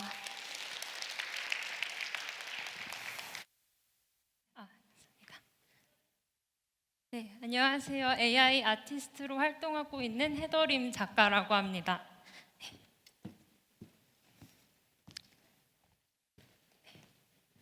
네, 감사합니다. 제가 23년에 아이디 카이스트 졸업하고 대전에 지금 와서 뭔가를 하는 게 처음이라 지금 이 자리가 굉장히 뜻깊고 초대해 주셔서 정말 감사합니다. 네, 저는 인공지능 그리고 기술을 예술과 융합해서 인간이 느끼는 감각, 그 모호한 부분을 이제 집중적으로 탐구하는 작가로 활동 중입니다. 그래서 오늘 강연에서 저는 예술과 기술이 만나는 그 지점, 그 안에서도 인간이 느끼는 그 애매모호한 지점에 집중해서 오늘 강연 진행해 보도록 하겠습니다. 우선 제 메인 메시지를 전달하기 전에 몇 년 전에 이 밈이 인터넷에서 유행했습니다. 강을 거슬러 오르는 연어를 그려달라라고 요청을 했는데 이제 인공지능이 생성한 연어가 그 생선이 아니라 연어회였던 거죠. 연어 필레. 네, 구글에 아마 서치하면 연어회 많이 등장하죠. 이 밈을 딱 봤을 때 저는 그런 생각이 들긴 했어요. 이게 이상하긴 하지만 오답일까? 라는 생각이 들었습니다. 네. 그래서 이번 강연에서는 저는 특히 인공지능이 만들어내는 그런 예측 불가능한 순간들 그리고 실수들이 예술적으로 봤을 때 좀 새로운 미적 감각과 창의의 장을 열어줄 수 있지 않을까라는 메시지를 전달하고 싶습니다. 네. 그래서 우선 제 배경을 조금 간략하게 소개를 드리고 싶은데요. 저는 사실 예고, 미대를 나온 아트 베이스 집안에서 성장을 했고 어렸을 때 이제 사군자 치는 걸 좋아해서 동양화를 전공했을 만큼 미술 배경에서 성장을 했습니다. 그러다가 이제 공대로 가게 됐고 HCI 그리고 Qualitative Research 쪽에 이제 많은 흥미를 갖게 됐어요. 그 안에서도 생성형 AI 그리고 이제 Cultural Difference 같이 뭔가 관계 그리고 그 교차 지점에 특히 많은 흥미를 갖게 되었습니다. 이런 흥미는 이제 작업을 하는 제 입장에서 나와 인공지능의 관계는 뭘까라는 질문으로 이어졌습니다. 내가 인공지능을 단순히 도구로 바라보는가? 그냥 툴로서 쓰는가? 아니면 얘를 내 동료처럼 이렇게 의견을 주고받는 동료처럼 사용을 하는가? 아니면 나보다 우월한 존재로 바라보는 걸까? 그래서 결론적으로는 저는 조금 더 동료로서 바라봄으로써 서로 이제 영향을 주고받는 존재로 인공지능을 작업에 사용하고 있습니다. 네. 그래서 제가 지금까지 한 프로젝트 몇 점들을 좀 소개해 드리도록 하겠습니다. 네. 첫 번째는 어반 브레이크라는 전시에서 The New Canvas of AI라는 제목으로 진행된 전시인데요. 크게 두 가지 메시지, 그러니까 생태 보호, 그러니까 자연 보호에 대한 메시지, 그리고 뭔가 인공지능을 그러니까 co-creation 툴로서 어떻게 쓸 수 있을까, 이 두 가지 메시지를 전달하고 싶었습니다. 그래서 첫 번째 섹션에서는 저희가 이제 스페큘레이티브 디자인 측면에서 이제 뭐 정말 자연과 그 네이처가 다 사라진 그 미래의 모습을 벽면으로 구성해서 이제 전시를 했고요. 이제 또 다른 한 벽면은 이제 참여형 존으로 이렇게 사람들이 생성한 이미지들이 약 6만 장 넘는 이미지들이 모여서 미디어 월을 구성했습니다. 그래서 저희가 전달하고자 하는 메시지를 참여형 콘텐츠로서 사람들이 조금 더 직접 참여하면서 만들 수가 있었고요.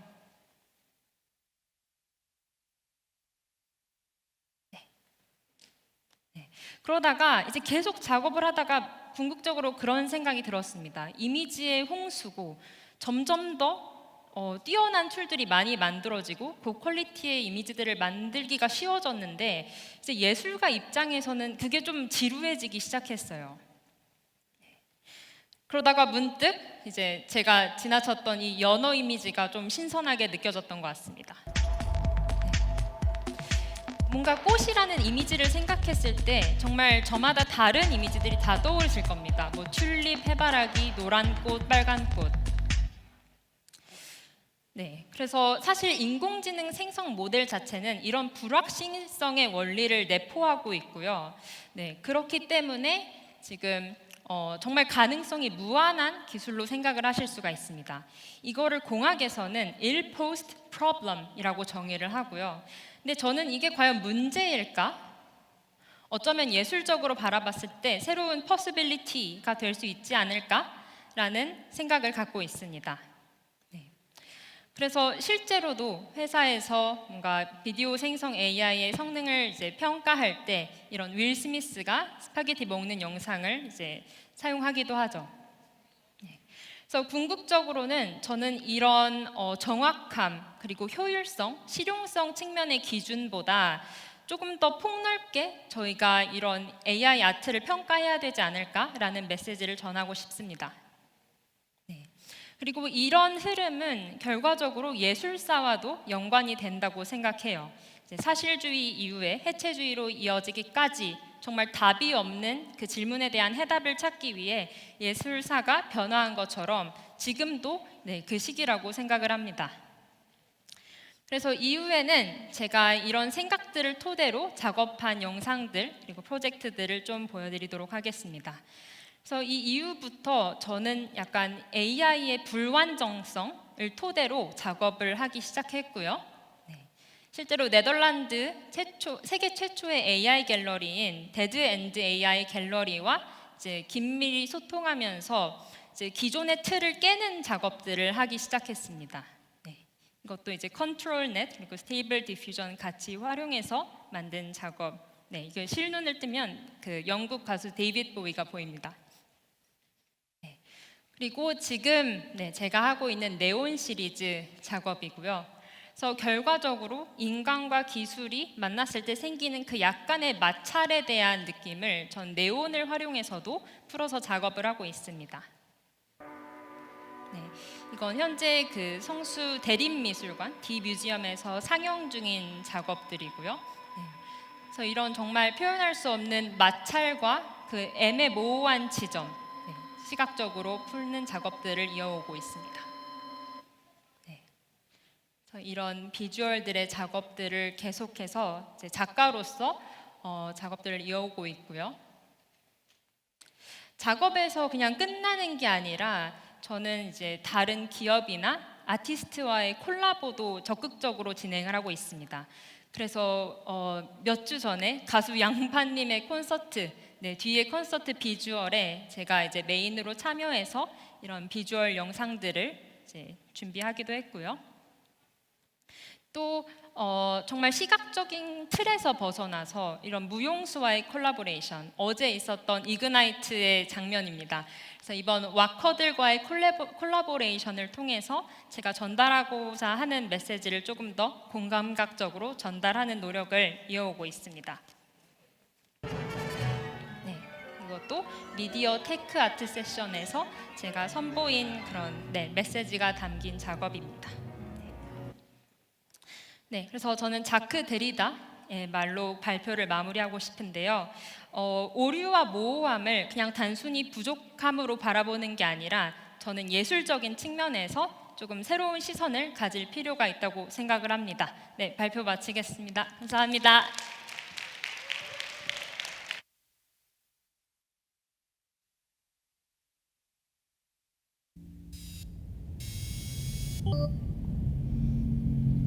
감정이 곧 원료이자 상품이 되는 세계. 그 안에서 인간은 무엇으로 정의될까요?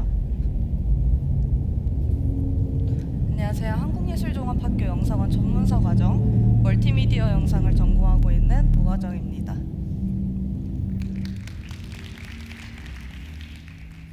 오늘 소개해드릴 작품에서는 테크니컬 디렉터로 유니티 개발을 맡았는데요. 이런 자리가 익숙하지 않아서 많이 긴장이 됩니다.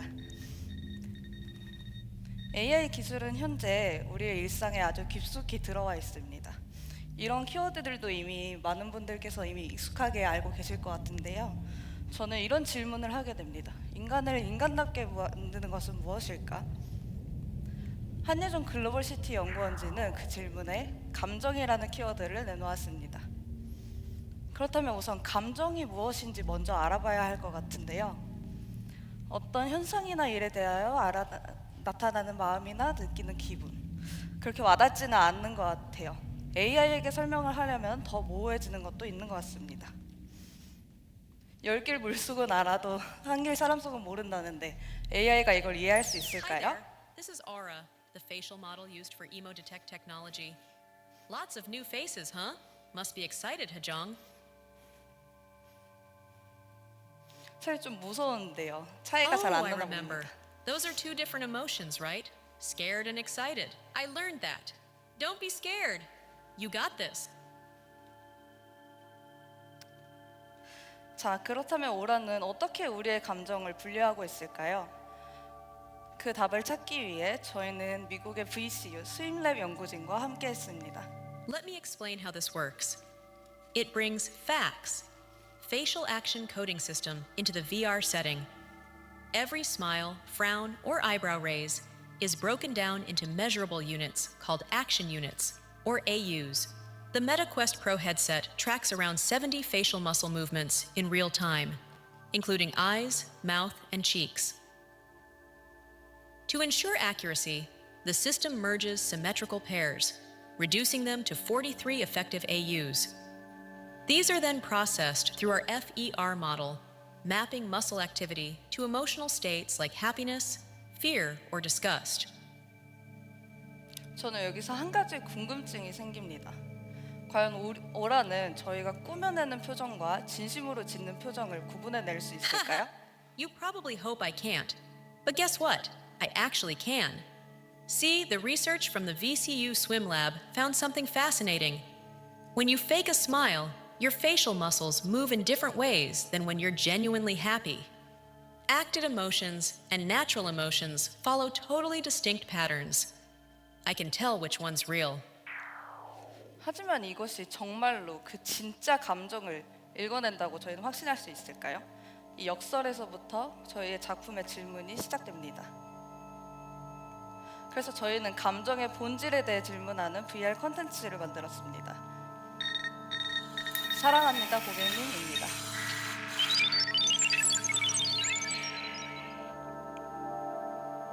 감정이 자본에 편입된 근미래 VR 기기를 착용한 관객은 감정 노동을 요구하는 직무의 인턴 채용을 체험하게 됩니다.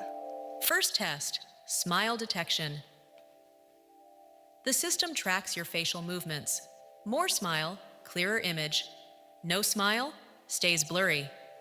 Simple rule, smile to proceed. 감정의 강도가 시각적 선명도로 치환됩니다. 웃어야만 세계가 보이는 그런 구조입니다. 여기서 웃음이란 거는 단순한 인터랙션이 아니라 감정 노동의 첫 번째 조건을 체험하는 순간입니다. 날개 달린 갈색의 강아지 사료. Geez, dog food with wings. Humans really are weird sometimes. What was that for? 웃음 테스트를 통과한 관객에게 고객의 주문서가 도착했습니다. 요청사항 속 물건을 실시간으로 생성하여 발송해야 한다고 하는군요. 여기에 사용된 두 번째 기술, 니콜랩스의 리얼타임 스피치 투 3D 엔진, 메시 The tech 프레소입니다. itself isn't exactly rocket science. You speak, it becomes text. The text turns into an image, and that image into a 3D object. The whole process takes about 35 seconds in real time, give or take. But the true point here is not the tech itself. It's about 바로 관객이 발화하도록 만드는 순간입니다. 이를 위해 우리는 먼저 직전 장면에서 관객이 아주 수치스러운 문장을 크게 외치도록 설계했습니다. 고객님께 택배를 보내는 내 마음 두근두근. So, Hajong, you actually make them keep repeating it until they hit a certain decibel? That's disturbingly efficient. 감정 노동의 핵심 동사는 말하기입니다. 원하지 않는 말을 크게, 밝게, 반복적으로.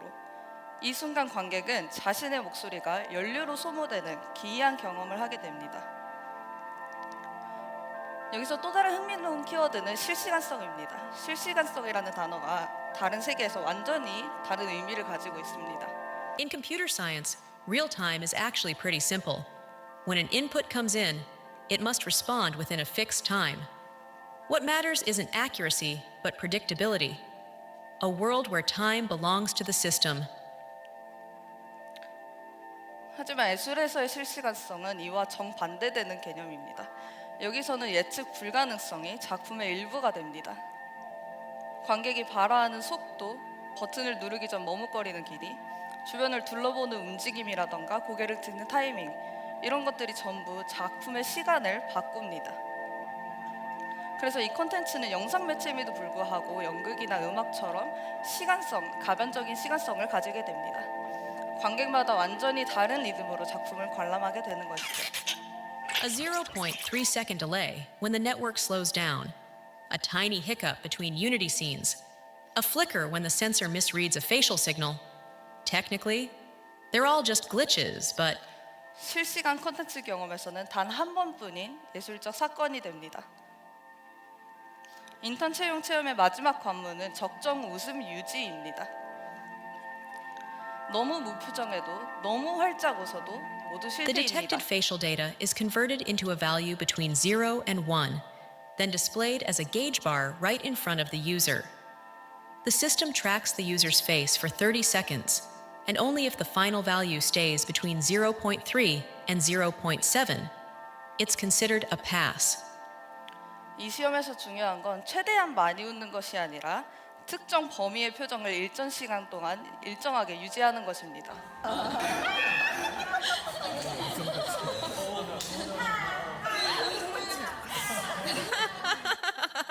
This part is my favorite. Happiness really is contagious. Makes me think I can almost feel emotions. Funny thing is, watching the audience seems to be more entertaining than the experience itself to me. 아주 좋은 포인트를 오라가 말해줬는데요. 이 작품에는 아주 재미있는 이중 구조가 하나 더 있습니다. VR 헤드셋을 쓴 참여자는 서비스 제공자이자 시스템에게 감정을 평가받는 존재죠. 그런데 동시에 VR 밖에서는 자신의 차례를 기다리는 또 다른 관객들이 그 장면을 그대로 관람하고 있습니다.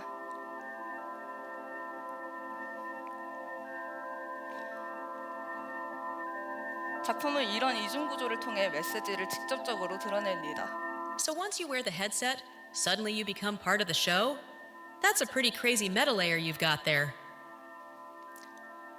우리는 흔히 서비스 노동자를 볼 때 그들의 웃음, 친절한 밝은 말투를 마땅한 서비스로 해석하게 됩니다. 하지만 그 이면엔 늘 감정과 조절의 소모가 있습니다. 이 메타 레이어에서 우리는 깨닫게 됩니다.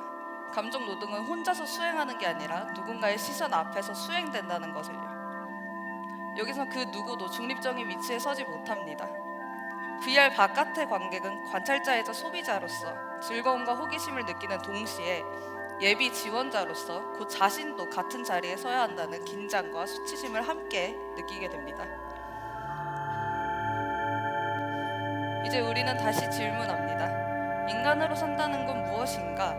감정을 요구받는 노동은 어디까지 정당한가? 기술은 인간을 더 인간답게 만들 수 있는가?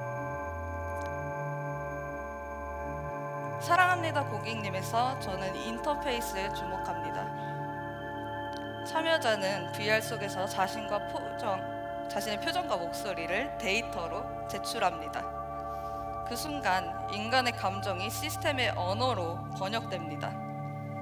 그리고 그걸 바라보는 다른 예비 노동자들의 시선 속에서 감정은 다시 사회적 의미로 되돌아옵니다. 이렇게 기술이 감정을 해석하려는 시도는 결국 우리가 감정을 다시 바라보게 만드는 장치가 됩니다. 저는 중학교 1학년 때부터 11년간 한국의 전통음악을 공부해왔는데요. 지금은 미디어 아트 분야에서 개발자, 테크니션으로도 활동하고 있습니다. 음악, 미디어, 과학기술, 사회, 산업 이런 키워드들이 모두 언뜻 보기엔 전혀 다른 언어인 듯 보이지만 처음에는 서로 멀어 보였던 영역들이 지금의 제 안에서는 하나의 흐름이 되었습니다. 제 작품 세계를 관통하는 키워드는 관계 맺기입니다. 다시 말해 인터페이스의 예술입니다. 예술은 다양한 만남 속에서 더 확장되고 진화하며 더 깊고 넓은 사회적 의미와 생명력을 획득하게 됩니다. 저는 예술과 기술, 사람과 기계, 아날로그와 디지털 사이의 경계를 허물고 서로를 연결짓는 접촉면을 만드는 사람이고 싶습니다. 사랑합니다 고객님은 그 확장의 한 조각입니다. 감정이 상품이 되는 시대, 우리는 앞으로 무엇을 지켜나가야 할까요? 들어주셔서 감사합니다. 우어정이었습니다.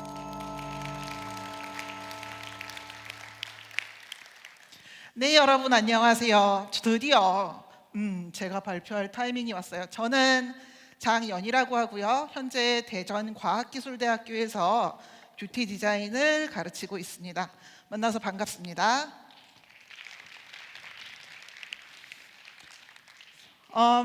제가 오늘 말할 거는요. 뷰티 나다운 미적 감각을 표현하는 방법이라고 말을 할 수 있겠습니다.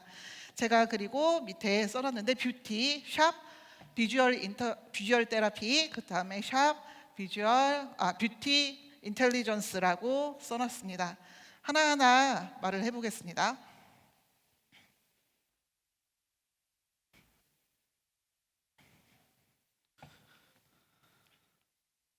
네, 우리가 아름답고 싶은 이유가 있을 거예요. 그죠? 우리는 왜 아름답고 싶을까요? 첫 번째는요, 저는 정체성이라고 생각을 해요. 두 번째는 우리의 사회적 관계망이라고 생각을 합니다. 그리고 그게 발전돼서 미학이라는 테라피로, 에스테틱으로, 그리고 철학으로 발전을 한 거라고 생각합니다.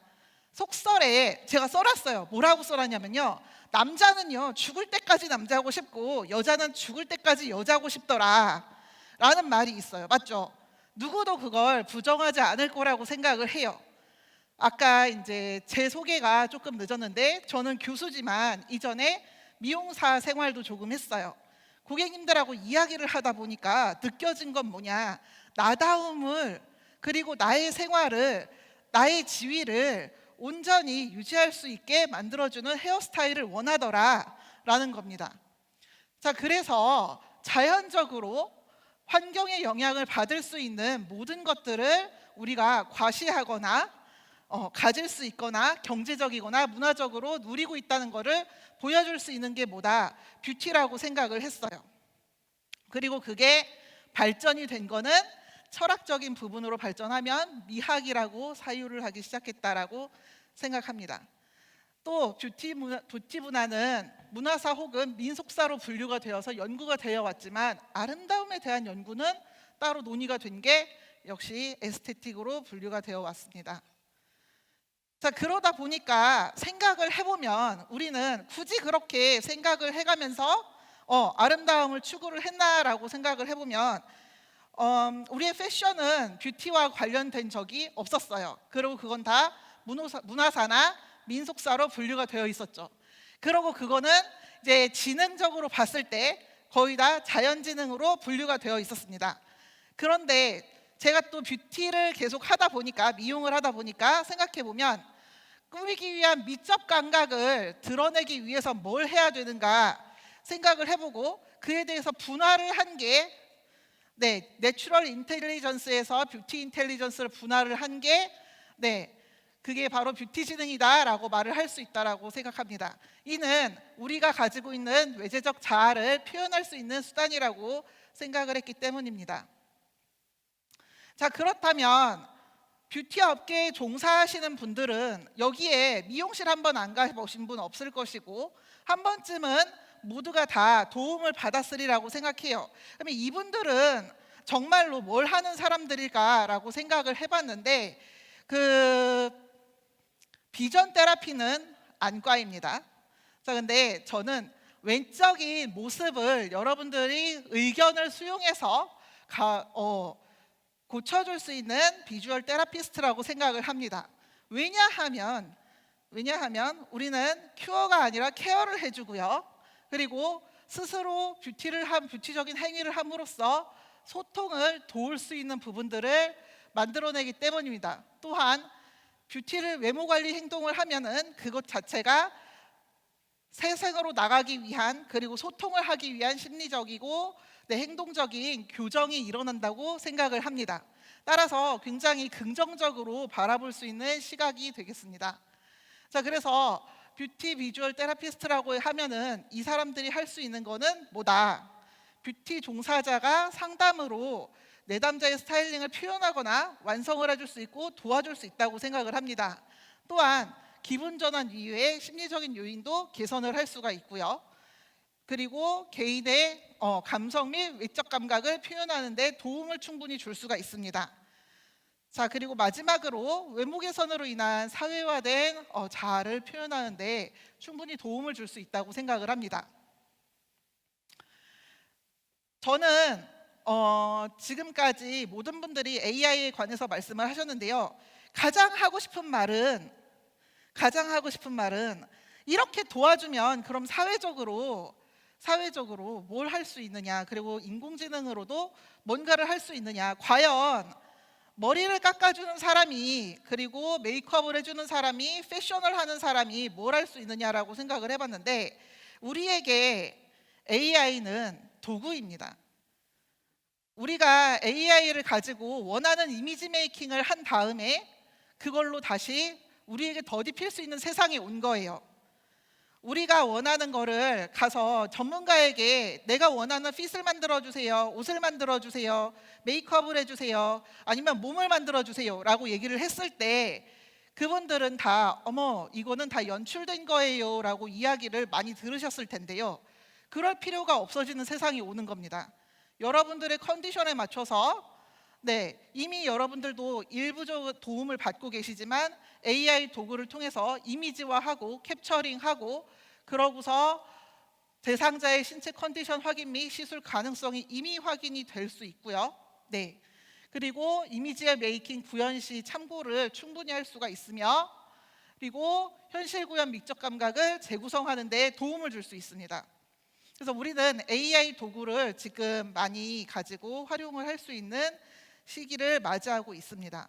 따라서 뷰티를 하는 사람들이야말로 사람들에 대한 이해를 가장 많이 해야 되고 그리고 우리가 나아가서는 세상에서 지금 가장 발전하고 있는 AI 인공지능 툴을 사용해서 직접적으로 표현을 우리의 신체를 바탕으로 해줄 수 있어야 한다고 생각을 합니다.